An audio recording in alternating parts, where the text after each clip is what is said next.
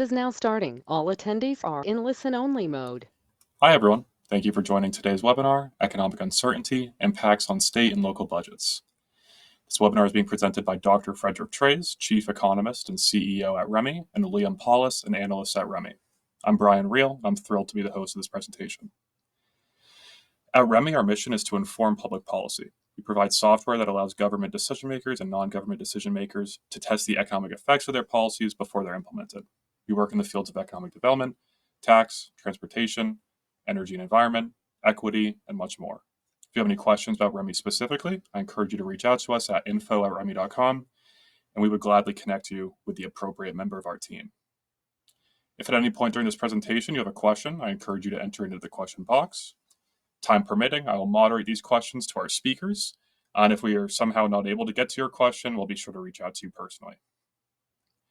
I also want to remind everyone that shortly after the presentation concludes, a copy of the slides and a recording will be sent to you through email. Just in case you don't get a good view of anything, keep your eye out for that. I also wanted to let everyone know, after some feedback, we've upgraded to the new GoToWebinar, which allows attendees to zoom in themselves to the presentation.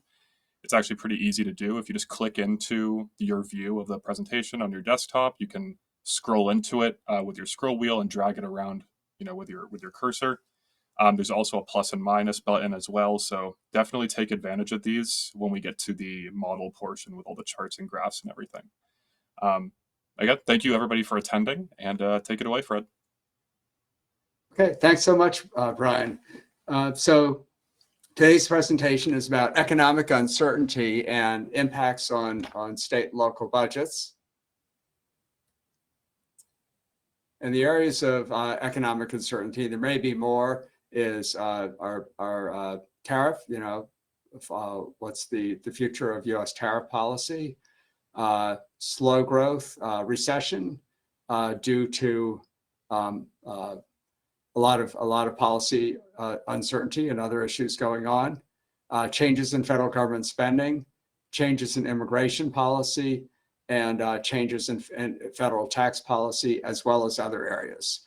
So there are a lot of areas that our clients at the state and local government, they're hearing from management is there's interest in what are the potential economic repercussions on the state and local economies of these various economic uncertainties in the world.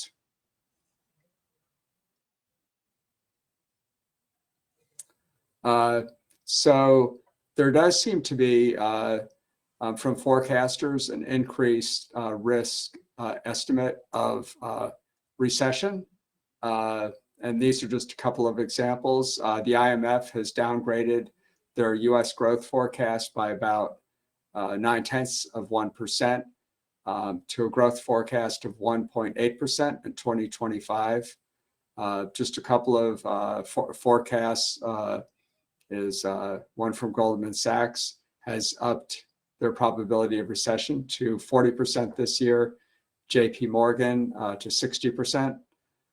There's something called the Blue Chip Consensus Forecast, which was an estimate of 2% growth when they took that at the end of February. And the new estimate is about 0.5% GDP growth for this year. And then the Federal Reserve Bank of Atlanta GDP Now forecast has an estimate of negative 2.2% contraction of the economy in the first quarter, or about negative 0.1%, taking out changes in net imports and the export of gold. So generally a downgrading of the prospects for U.S. economic growth this year. So in this presentation, we'll go through the tax PI methodology, and the whole purpose here is to be able to evaluate the effects on state and sub-state and regional economies of changes in federal policy. And it would be the economic effects and the revenue effects in various revenue categories. So we'll describe that methodology. And then we have scenarios. Liam's going to be running these. He's also showing the AI capability of REMI to be able to produce results in a presentation of these results of scenario 1, lower US GDP growth, scenario 2, reduced immigration, scenario 3, federal job cuts, and then a conclusion. Tax PI is the only commercially available dynamic macroeconomic regional economic model that will also show fiscal implications of various policy changes. This chart primarily shows the structure of the REMI economic model, which is undergirds PI plus or tax PI transite, where we have the blocks, output block, demographic block, labor capital demand block, trade and market shares block, and then a price block.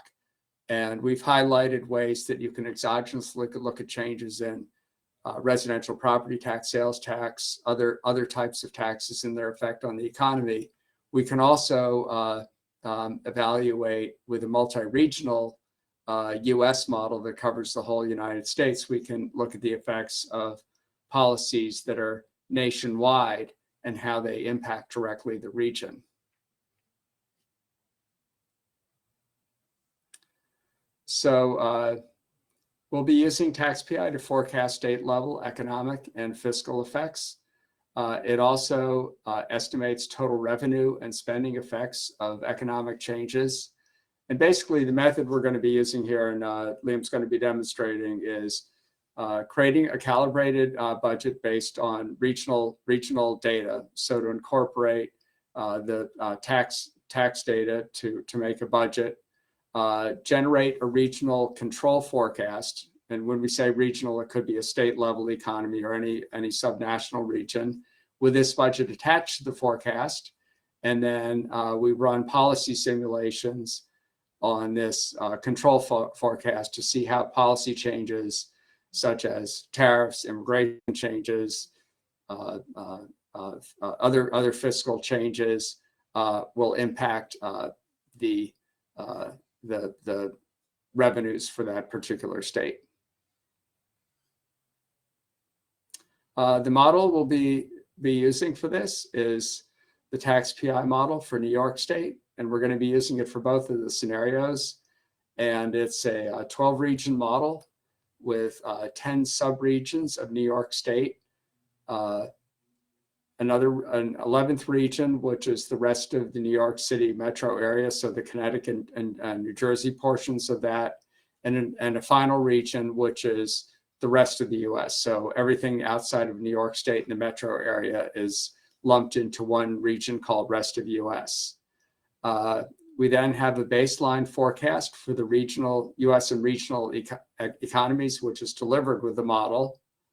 And then the revenue forecast is driven by economic conditions. For example, the income tax is driven by personal income. And we're going to have an economic and revenue forecast for each region in New York State and the New York City metro. So the first scenario is just to look at what motivates this is what if what is the budget and economic effect of lower US GDP growth on the New York State economy.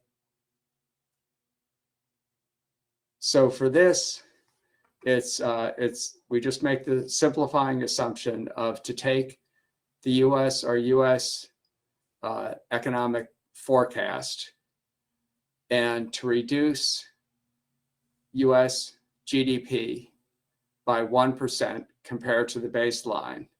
So then the new national forecast has 1% lower growth in 2025. Then it's reduced by only 0.5% below the baseline in 2026. And then we get the growth the economy back to the baseline forecast level in 2027. So we're looking at a fairly short-lived, slow period of slower growth. Next, we run the regional control with the budget using the lower growth US forecast. And then after that, we evaluate the economic and fiscal effects of this lower growth scenario. So we compare the low growth scenario to the baseline forecast. And at this point, I'd like to turn the presentation over to Liam. Yeah, thank you, Fred. So let's get the model open here. You can see I've already ran all these simulations just to give a brief recap of kind of what we're looking at.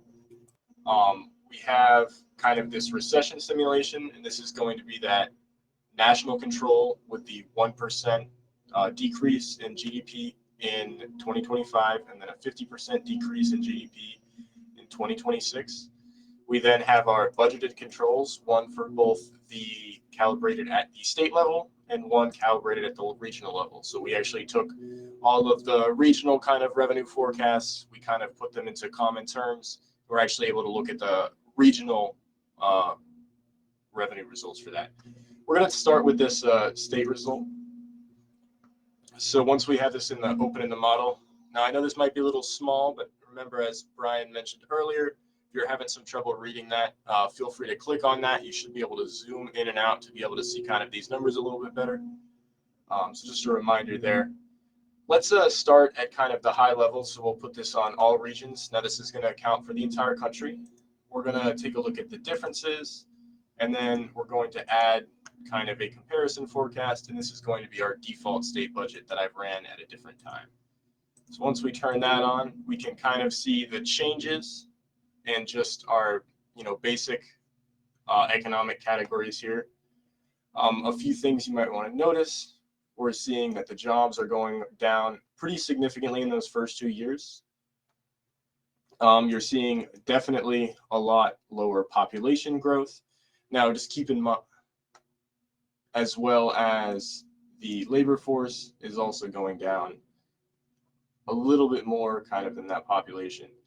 We can see that the personal income tends to bounce back a little bit faster than all of these other kind of metrics. These mostly stay negative throughout the remainder of how long I ran the simulation from, but these personal incomes and real disposable personal income seem to bounce back a little bit faster. And then you can see we have a gradual kind of increase here in the PC price index. That's going to go down. Just to take a look at that graph, you can see pretty big drop right in those initial years. If we take a look at the percent change, we can see at least in GDP, we hit the mark, pretty close to what we were looking for with that regional control, a negative 1% loss in GDP growth, and then a negative 0.5%. If we switch this back to differences and we take a look at the New York State level, we're going to see that the actual employment bounces back a little bit faster, or actually almost immediately after we have that growth. We can see that the job losses are definitely a lot less. Obviously, we're looking at a much smaller scale than the entire country. And then we can see that everything else kind of bounces back pretty quickly with the exception of that labor force. You're actually going to see an increase in population, which is probably due to economic migration factors as people move into New York. As the rest of the country kind of sees this downturn, they might be moving in for various reasons, including, better job opportunity. If we switch over to kind of the New York City region, we're going to see the impacts are going to go down kind of in magnitude a little bit more. We have a very similar kind of increase in population as New York State.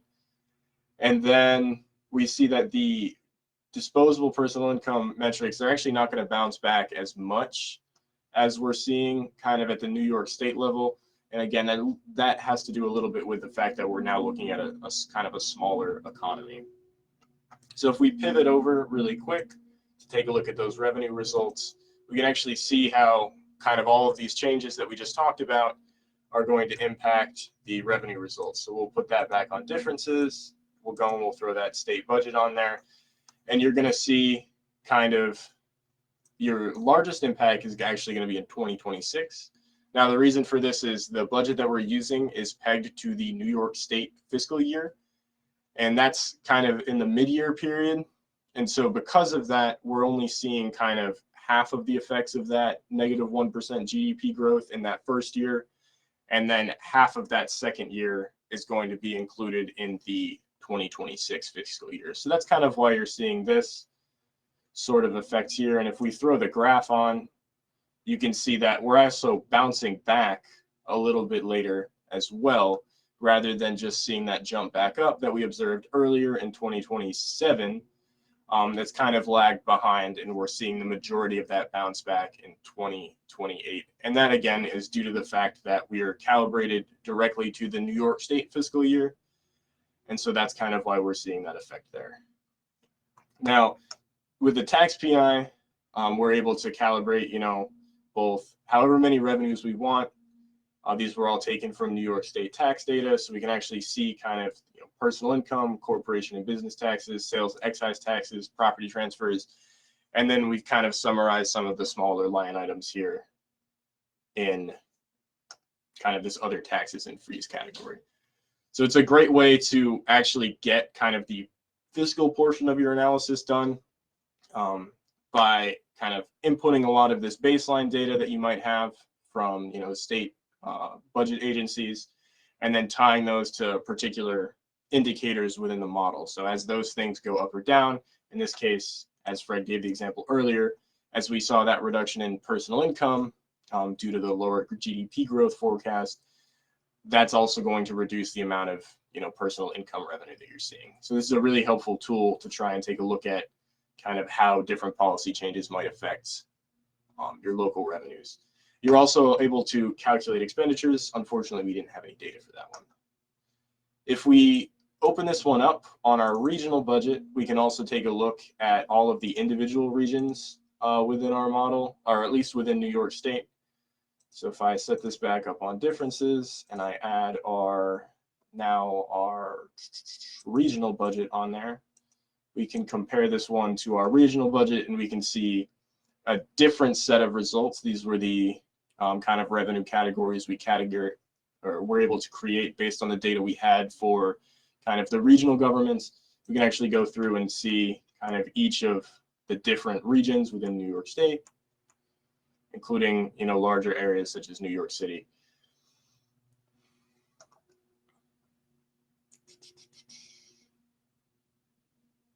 And I think at that point, that's all I have to say about kind of our recession scenario. So I'll turn things back over to Fred, and I will throw that PowerPoint back up. Great, thanks, Liam. So the next simulation, and we'll show how the AI capability works in this too, is to look at reduced immigration, and essentially I think a lot of the press and the media has been focused on tariffs, but also another changing economic trend is in the area of immigration, and the border crossings in recent months compared to a year ago are down. It's border apprehensions, which is then used as a proxy to evaluate how undocumented immigration is occurring across the southern border of the United States. And so those are down to about 10% of where they were a year ago. So in scenario 2, we'll look at what would be the implications of sharply reduced international immigration into the United States. And with that, I'll turn it back to Liam.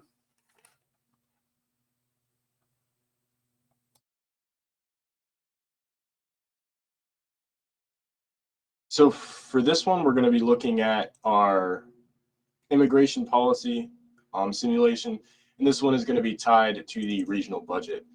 So the methodology we use for this particular scenario, if we pop open the input list here, is we used our international migration policy variable over all genders, race, and age cohorts in all regions in our model. So this is going to apply to the entire United States. And we just used a negative 50% reduction in inflow migration. So this isn't going to cover anything such as like deportations out or people just leaving for, you know, other reasons. We're just going to look at exactly what happens if we see a reduction in migration into the United States due to this kind of stricter policy. So we'll take a look at kind of the national results here. We can take a look at this chart here. We're going to see total employment is going to go down as long as your labor force, and this is just going to keep getting worse. But one thing I'd like to show right now is actually kind of how we can use some of our new AI features to summarize these results for you guys. So if we head over to our new AI reports tab, we can actually go and design a new report. We're going to fill this in. We can go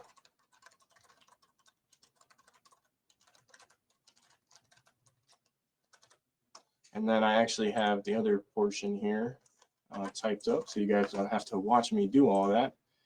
And so this is just going to give a little background to kind of what we're looking at.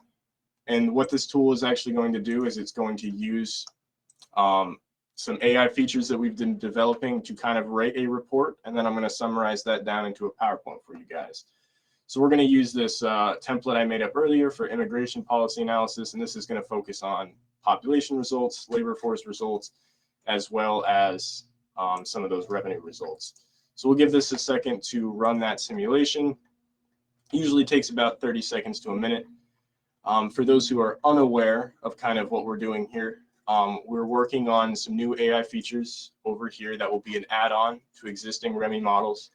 And this will allow a large portion of kind of export options and deliverables, such as a Word document, kind of pre-typed up report, a PowerPoint presentation, which I'll be showing, exports to Excel, and then exports to kind of a one-pager format. So we can just briefly take a look at kind of this report that we're seeing typed up. But let's generate kind of one of these PowerPoints.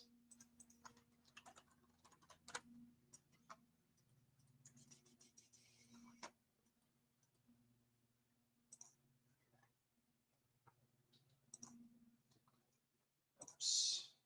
Open that up.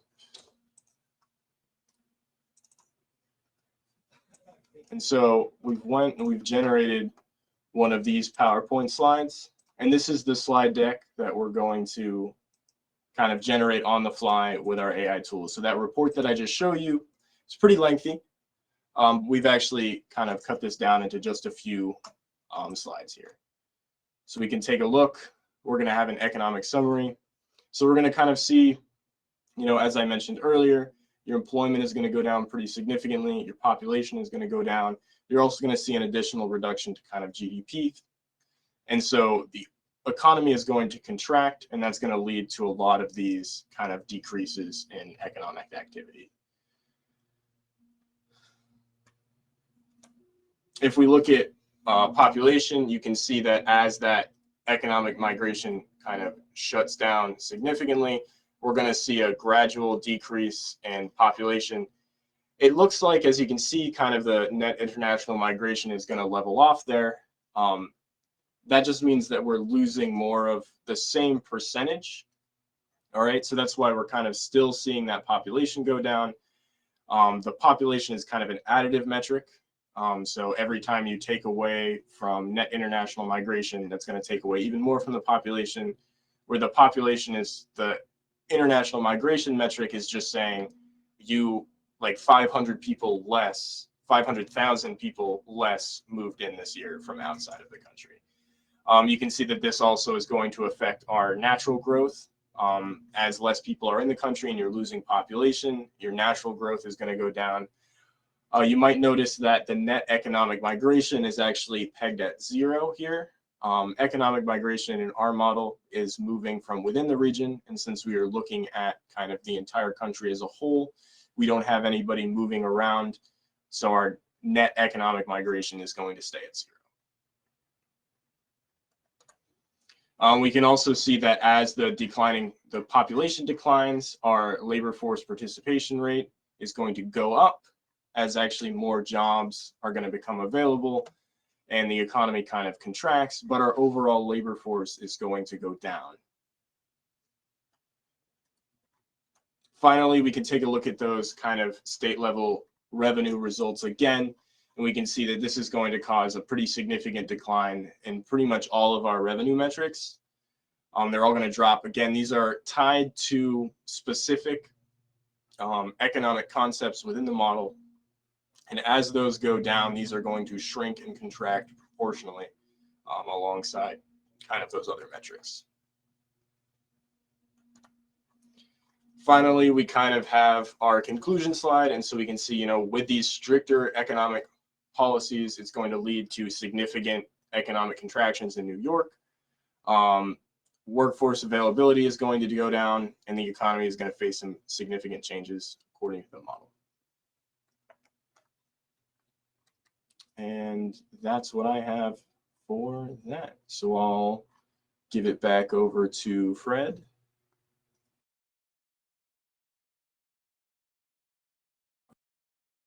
Yeah, thanks very much, Liam. And as we were talking about in getting this webinar put together, it's like we found that feature where you could run the policy variable, click the button, and create the PowerPoint sure did expedite that process.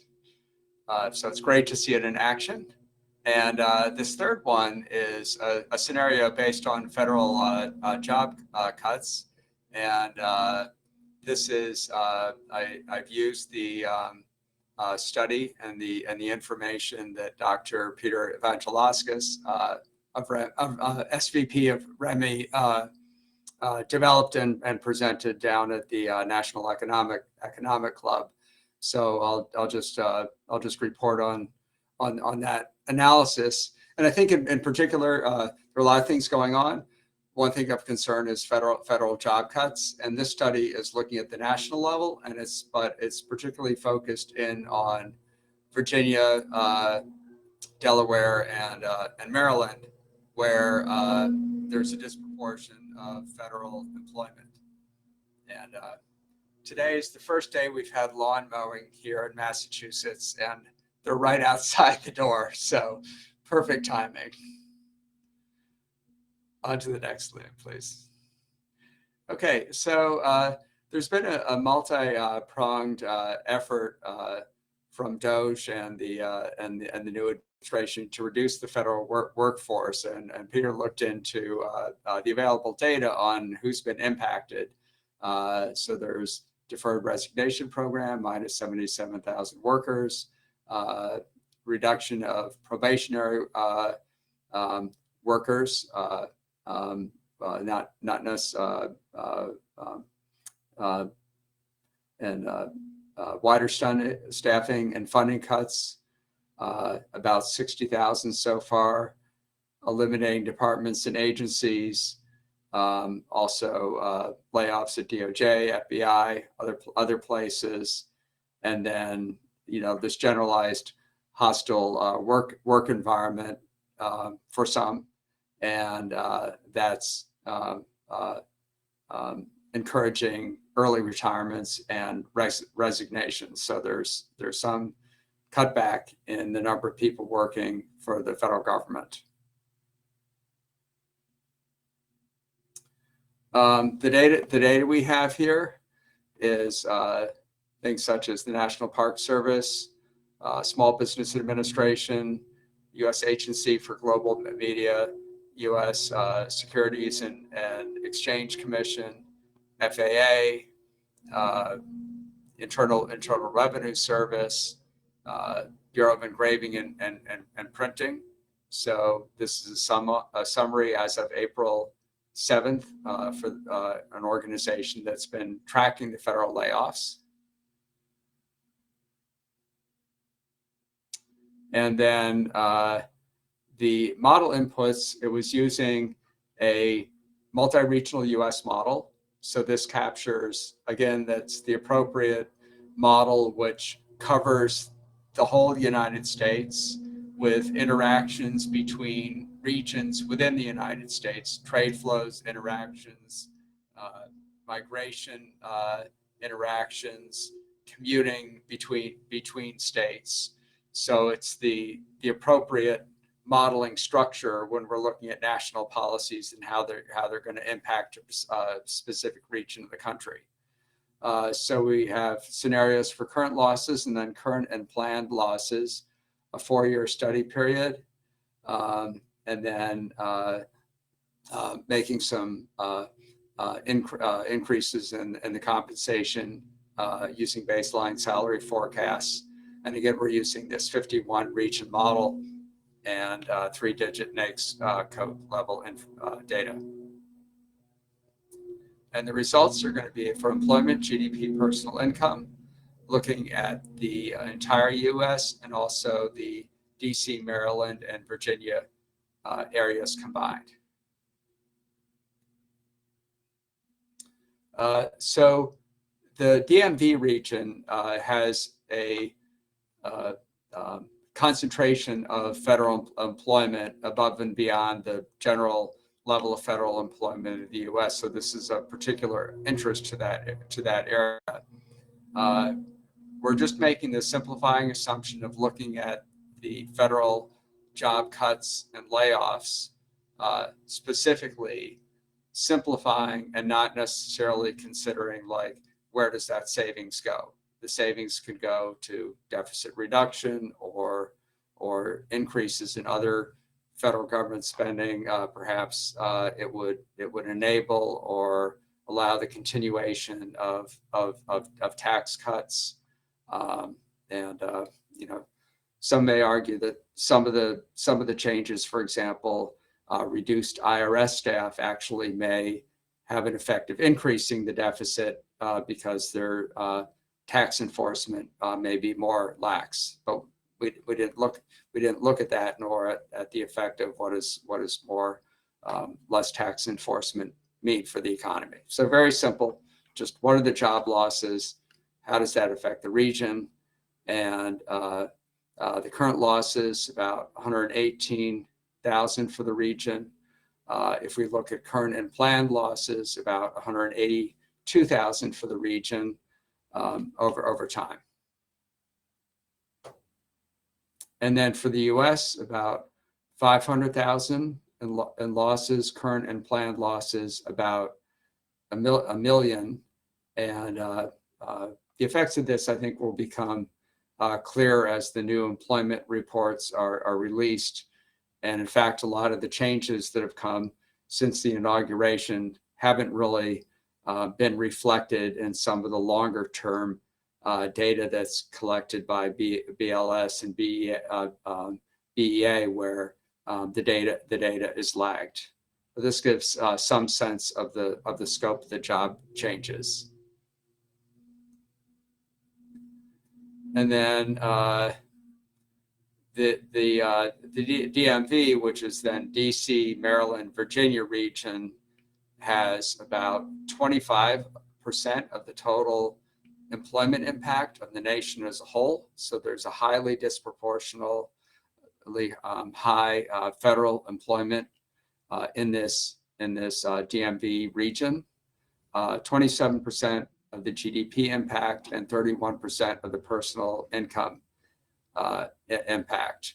And then REMI's dynamic. So part of that larger impact is when you have job losses, then net economic migration into or out of the region will be negative. So you have sort of the first effect is you have the job losses, then you have the direct, indirect, induced effects of those job losses, but you also have this migration response. So as an area sees increase in unemployment, that some people will migrate out of the region, or fewer people will migrate into the region. So there'll be a net loss of population. And then the DMV region has a much more pronounced effect in the U.S., about 4 times or over 4 times as high as the effect on the U.S. in itself.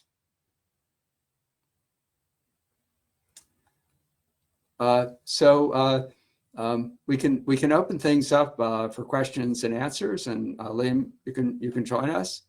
And what we're illustrating here is, for these questions, is what is the effect of national policy on my economy, whether it's Oklahoma or Nebraska or Chicago.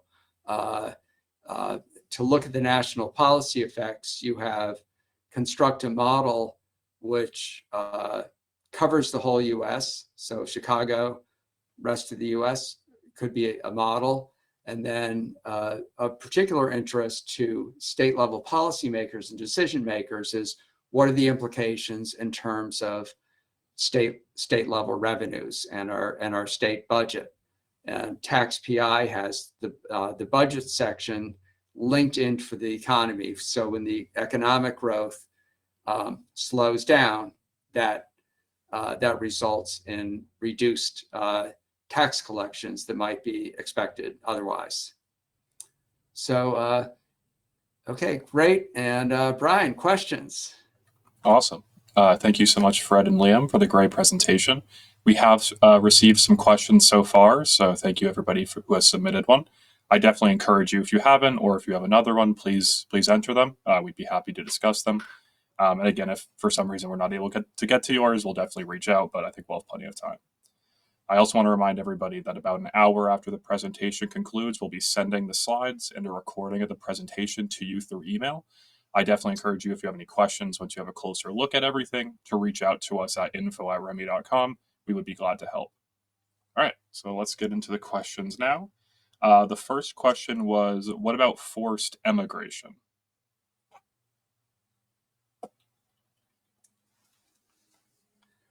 What I've seen, so we're looking at net international migration. From what I've seen from the data so far is that deportations are,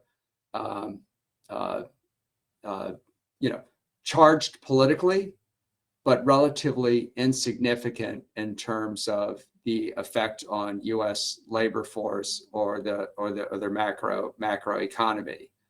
And then we're looking at reduced immigration, but every year there are a lot of people who move to the U.S. and there are a lot of people who leave the U.S. So that even without significant deportations, and we don't know how the policy will evolve, even without significant deportations, if cross-border immigration slows, and then you still have a lot of people just naturally leaving the country every year, that could have a very macroeconomically significant impact on labor force and employment. Great. All right, thank you, Fred. Another question we received is, have you predicted the impact of immigration cuts on U.S. inflation? With less immigration, labor markets will get tighter, which could result in higher wages and prices. Yeah, so the change in the PCE price index is one of the outputs to the model, and the smaller labor force will result in tightening of labor market conditions. So it's one of the outputs. And then I guess one question is, lower immigration will reduce GDP and reduce employment and production. So like Peterson Institute, for example, argues that lower immigration will in fact reduce employment by even more than that immigration number. So they're arguing that if you reduce immigration by 1%, that employment will drop by even more than 1% because you're losing all the spending of the immigrants. I would suggest that if you lose 1% of immigration, is that actually labor markets will tighten. so that the drop in the labor force, that the drop in employment will be somewhat less than the drop in the labor force. So it's one of the results from the model, and I would say it's roughly balanced because you have less spending from the immigrants, but then you have lower labor force. But I basically agree with your idea is that there would be tightening of the labor market, and that would tend to increase wage rates, which would filter through the economy in terms of increased inflation. Great. Thank you, Fred, for that. So a follow-up on the immigration question we received, or the deportation question, sorry, we received a follow-up of, but many immigrants may now be considering leaving again because it might happen to them. Would that have some sort of effect? Yeah, I would say we're still early in the shift of policy, but there are a lot of indications that net international migration is much reduced from where it was a year ago, certainly from where it was under the Biden administration. And it would be like a combination of these factors is fewer people attempting to cross the border because of the rhetoric coming out of the U.S., some level of increased border enforcement that's already occurred, uncertainty as towards U.S. immigration policy, so that one might let's say a visa application or even a student visa application, and there might be increased interest from an international person of looking at attending a European university instead of an American university. So I generally agree that from a combination of reasons that net immigration is likely to be quite a bit reduced from where it was a year ago. Great, thank you for that, Fred. Another question is, what about where the expelled workers go? Some of them could start new businesses or revitalize businesses. And will this force the prices of upper-level housing down finally, with mixed results?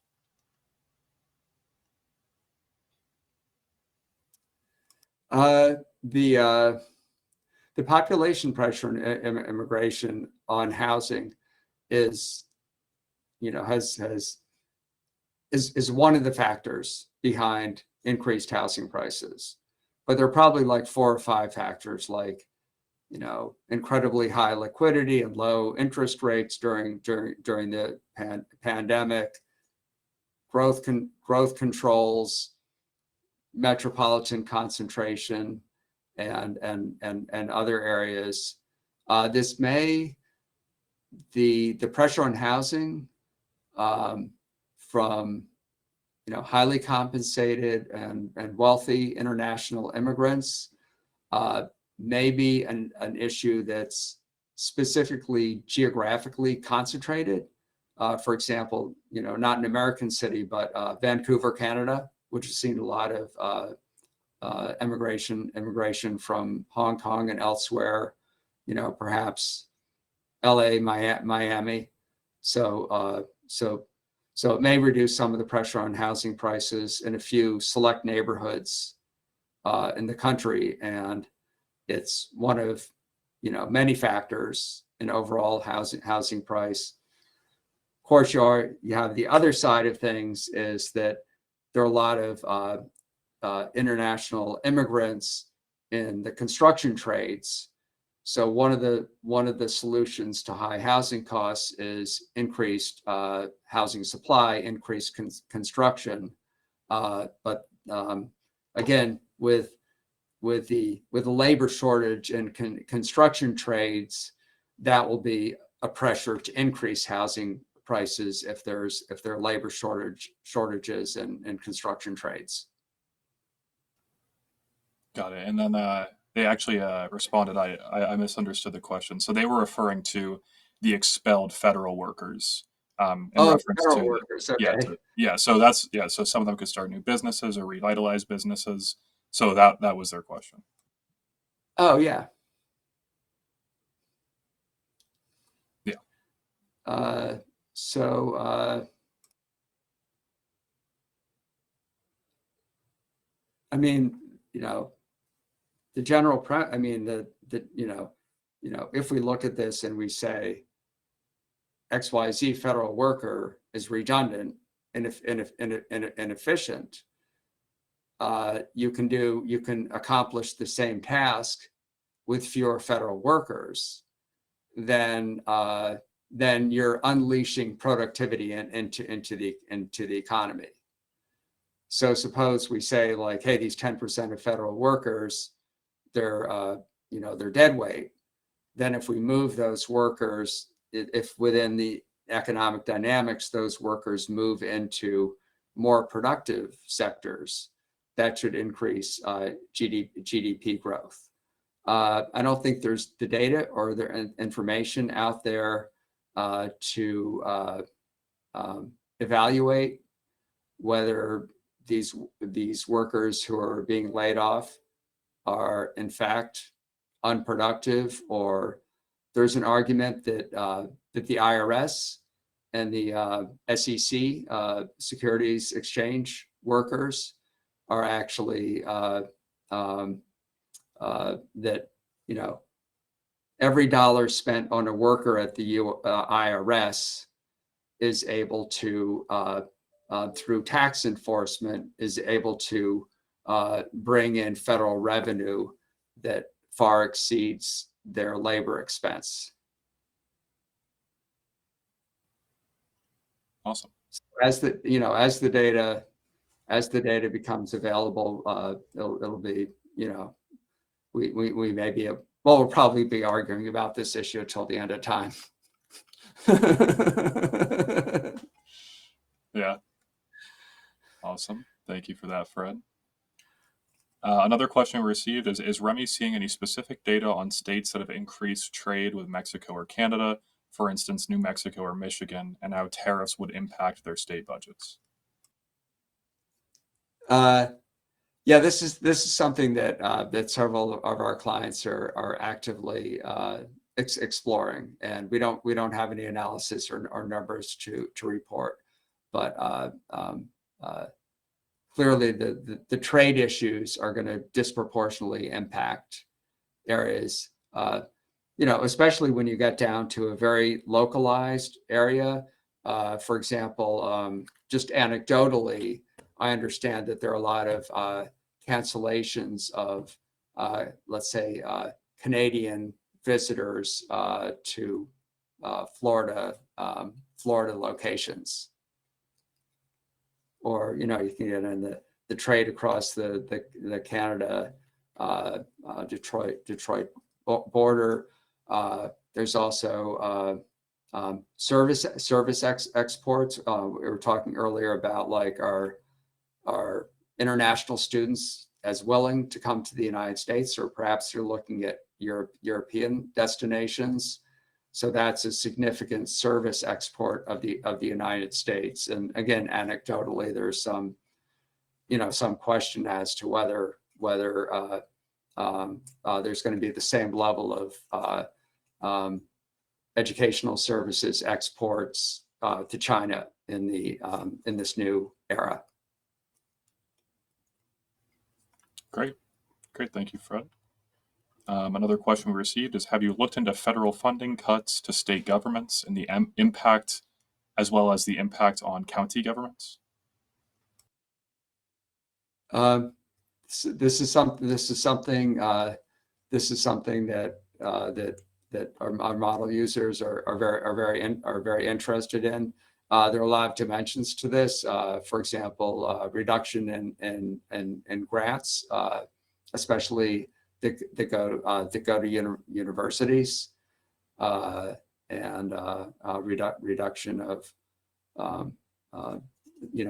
there's also a concern at the state level that there might be reductions in the federal proportion of Medicaid that's being funded. So there are a lot of issues in terms of changes at the federal level that are of high level of interest to states and cities. And and I appreciate you all joining on to this, because I think the main takeaway is that if you're doing this, you really want to have this model structure where you have the region, your region of interest, and then the rest of the United States. Because if it's a change in federal policy, that will impact every state. So it'd be inaccurate if you only looked at the federal, like job losses, federal employment at your own region, and not considering that this is happening elsewhere at the same time, and the dynamics that are involved in that. Awesome. Thank you, Fred. Another question we received is, given the expansion of robotics and processing and manufacturing behind protective tariffs, how accurate are our ties to labor demand in these sectors?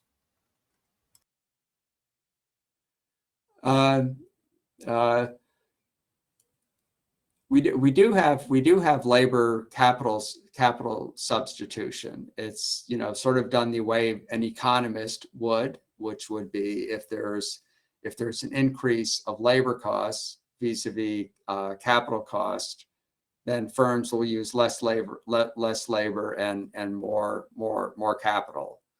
So it's sort of tied in a very aggregate, sort of non-engineering way. But just like if labor markets are tight, then grocery stores will put in the capital expense for self-checkout kiosks, and that's so that would be accounted for, and then that's would be, if we have labor shortages, that would be a way to sort of mute some of the effects of labor shortages, automation, in general. Great. Thank you, Fred.